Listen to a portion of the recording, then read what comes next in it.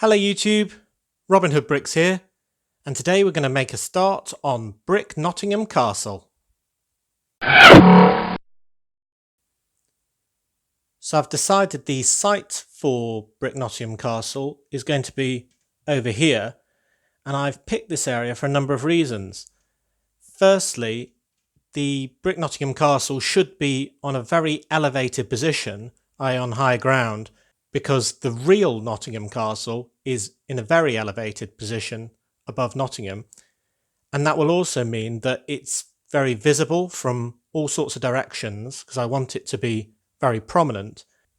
And it's also a good use of space because if I'm going to build a large mountain or hill to put the castle on, then having it in a situation where it's over the train tracks makes a lot of sense, because then I'm utilising the space twice. If I had the hill completely separate, then it's got a completely underutilised hollow space underneath it, and then I'd also have to have a train line just running behind the hill, and it just seems like double counting. So in order to get the most stuff in my Lego room as possible, which is the ultimate goal, using this space twice is very productive. So I'm going to use 2 green base plates, and these have both got a slight mark on them, but that's fine because they're going to be under a hill, and I'm going to have the train lines running along the bottom, a big hill over that, and then the castle on top of the hill. And with it being up here, you'll be able to see it from absolutely everywhere, and not only that, but it will be very, very visible and very, very imposing and impressive in the rest of the city. So the first thing I'm going to do is lay some ballast down on these base plates and some train tracks so I know exactly where they are, and then I'm going to take this down to my building desk and start building and planning the mountain, which obviously is going to have to incorporate the 2 tunnels for the 2 train lines. Right, so we're downstairs on the building desk, and I've put the railway tracks, including all of the train ballast, on the base plates. And this will act as a good guide for when we're building the tunnel entrances underneath the mountain. And it's also a good place to hide flexible track pieces, which I need to get the exact right distance for when the rest of the track's in place. So I needed 8 studs here and 4 studs here to make the spacing right for the rest of the setup. And just so you get your bearings, that way will be a turn going into the main station, which hasn't been built yet. And this way is straight and then goes round behind all the row of modulars with the corner station on that end. And the reason why these are slightly staggered is because the track that we've already laid is slightly staggered, so it will just fit onto that seamlessly. But I don't want too much hanging off the end for now. So now we can start building our mountain.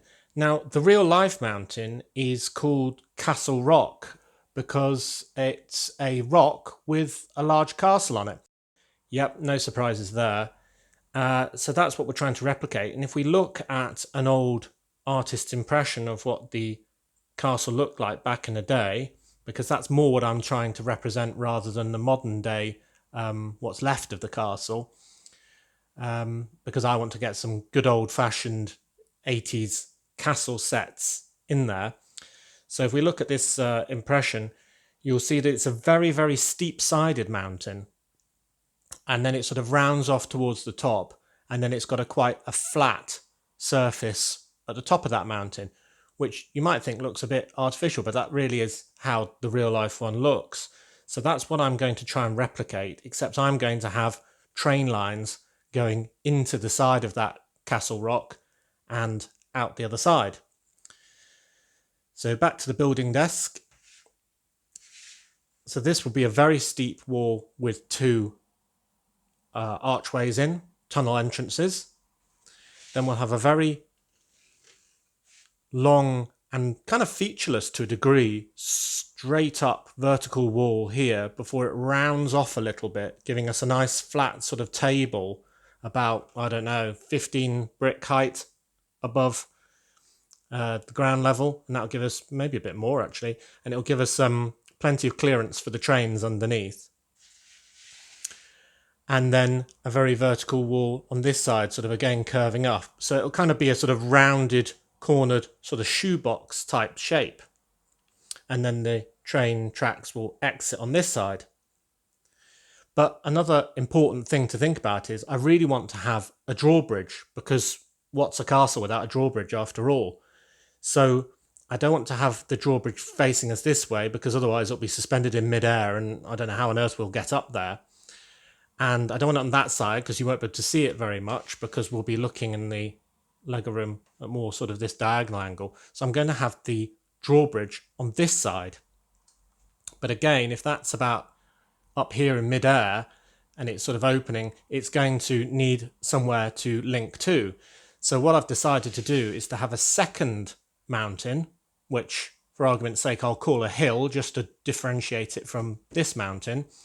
And this hill will be another single base plate here with another pair of train tunnels, so the train will continue through it, keeping that efficiency that we talked about for using as much of the room for two uses as possible.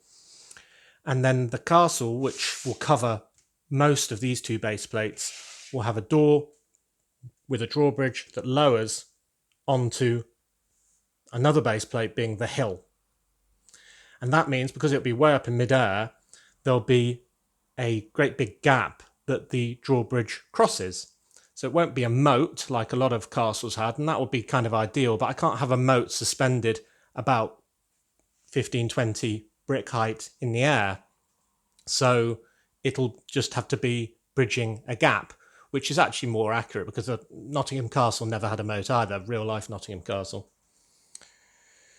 So that's the plan. So we're not going to focus on the hill today, and we're not even going to focus on the castle itself, in the sense that we've got to just build the mountain first. So I'm going for vertical sides on three sides, because it's going to be up against the wall. So the wall of the Lego room is on the back wall. Then curved round like that to create a flat surface to start building a actual castle on. Brilliant. Right, so let's get started, and I suggest we get started at this end with the tunnel entrances. Right, so here's my train tunnel arches.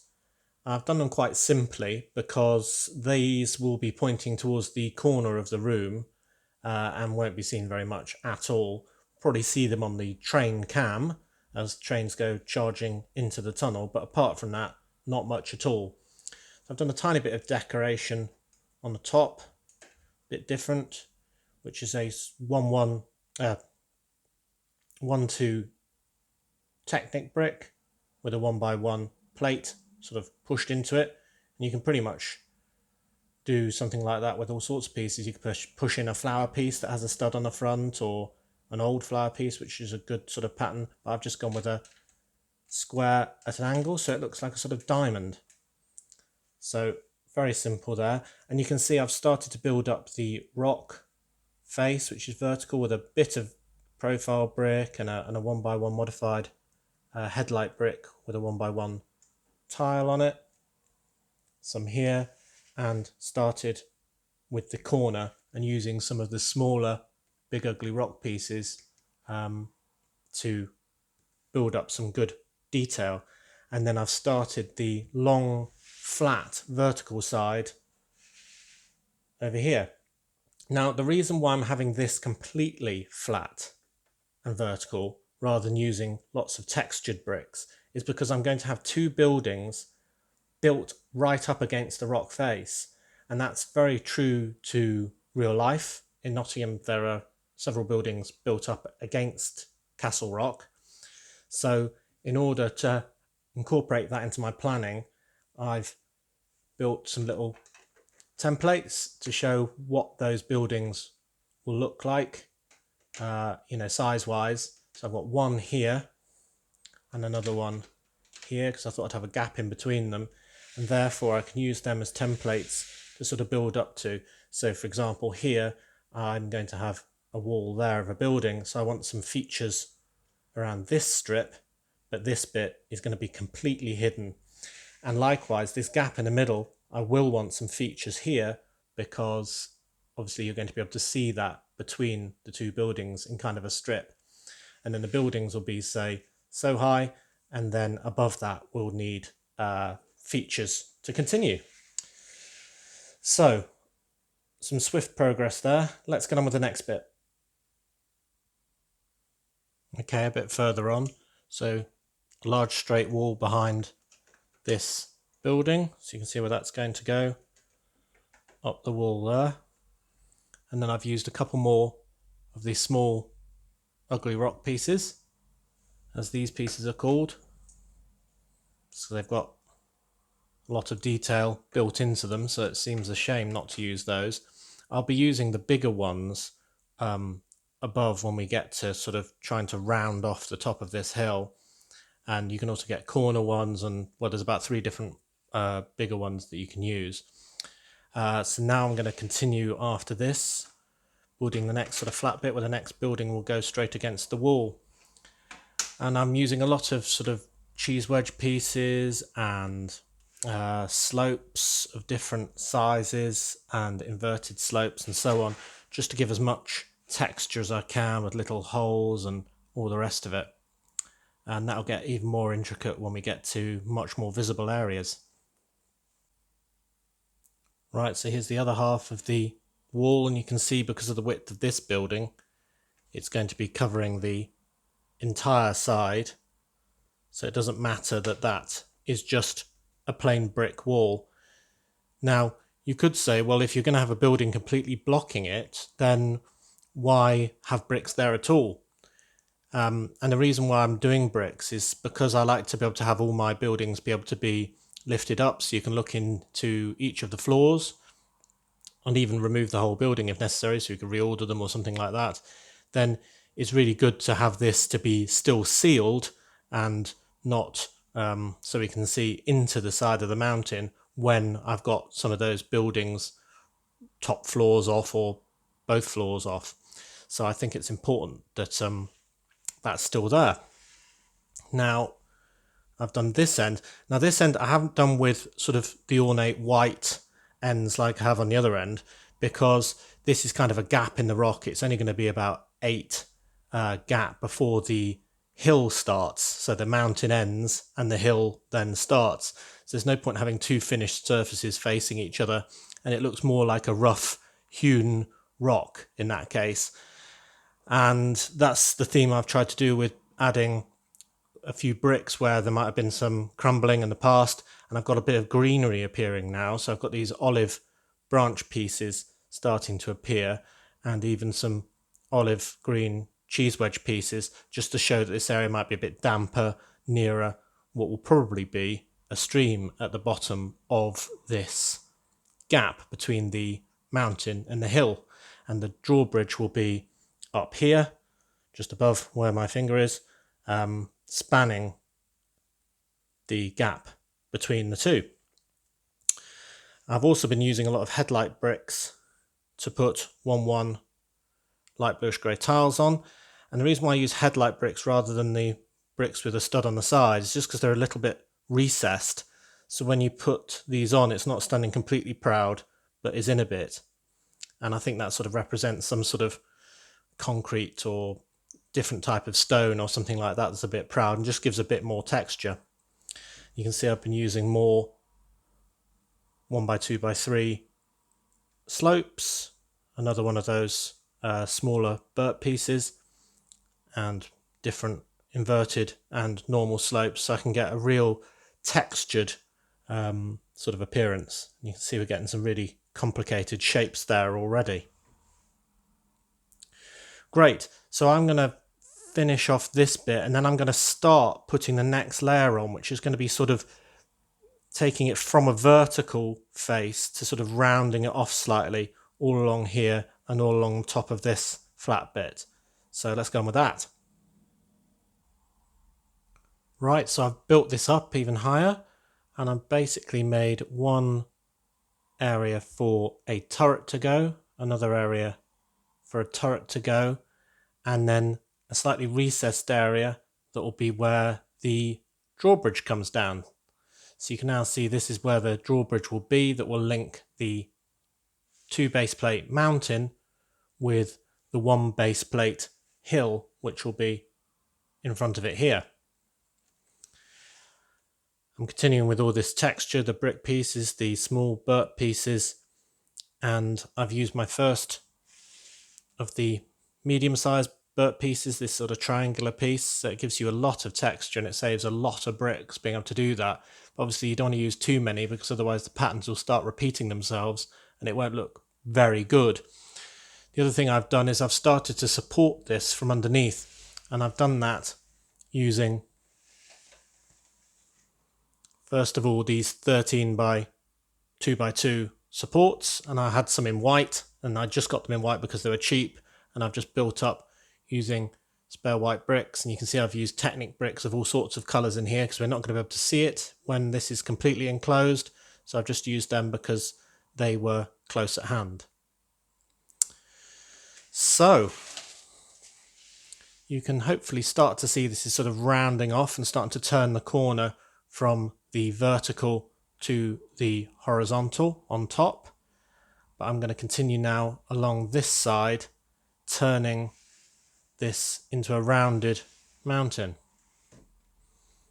But lots and lots of different angles and nooks and crannies, making this look really rough. Okay, so on the next bit, going around from where we were with the drawbridge, I've done this long side. Now this is starting to sort of step back a bit and be a bit more rounded. So as a result, I've had to put in, instead of a single brick layer, there's a one row of sort of 2 deep bricks in order to start supporting things that are sort of overhanging into the mountain a bit.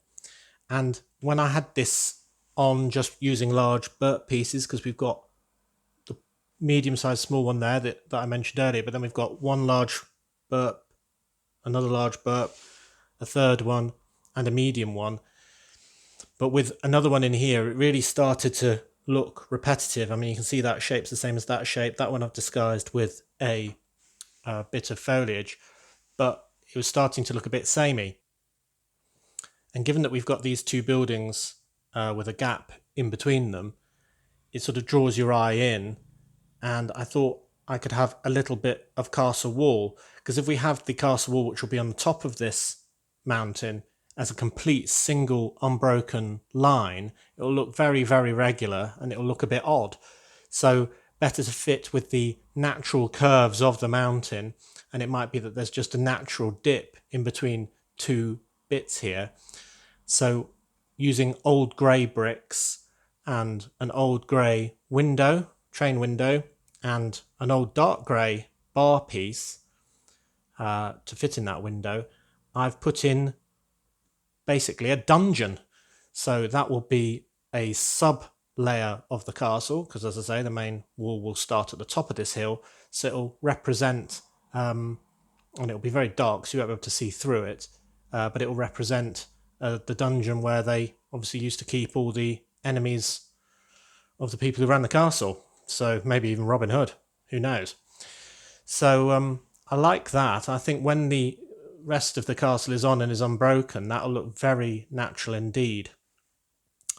Apart from that, I've continued obviously the rocky hewn nature along the whole length of this slope. It does look a bit weird with these large patches on at the moment, I do agree, but when these have got buildings on, these 2 areas, I think it will look a lot more natural.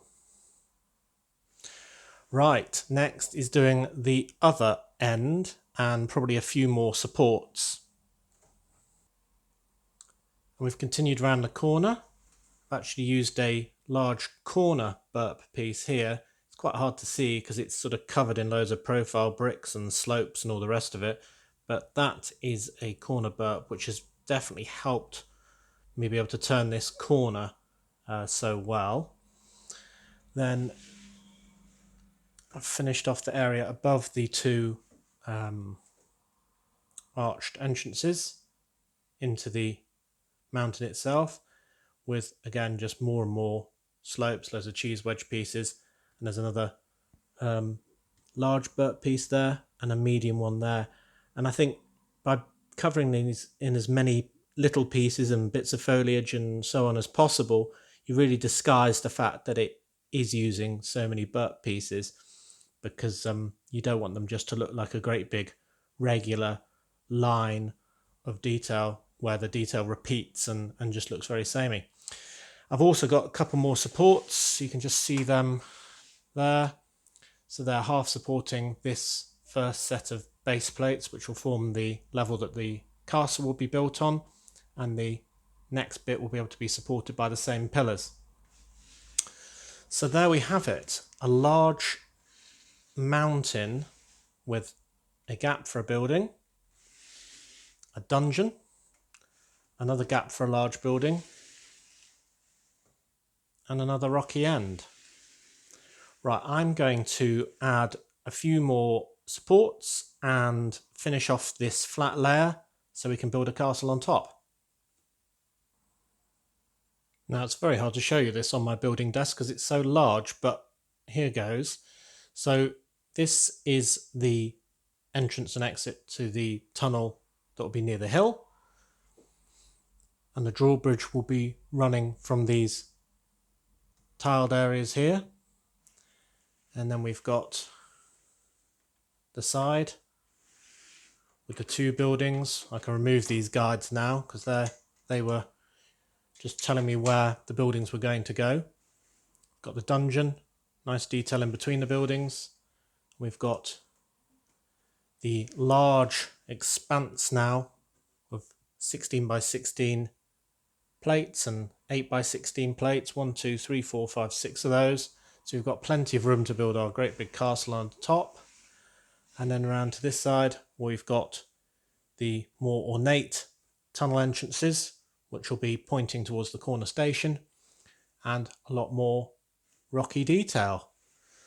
So there we go, a great big, wonderful, blocky, but fantastic mountain. And I think there's just one thing to make it a little bit better. Let's add a minifigure, a mountaineer. And I'm just going to put him somewhere like that. Fantastic.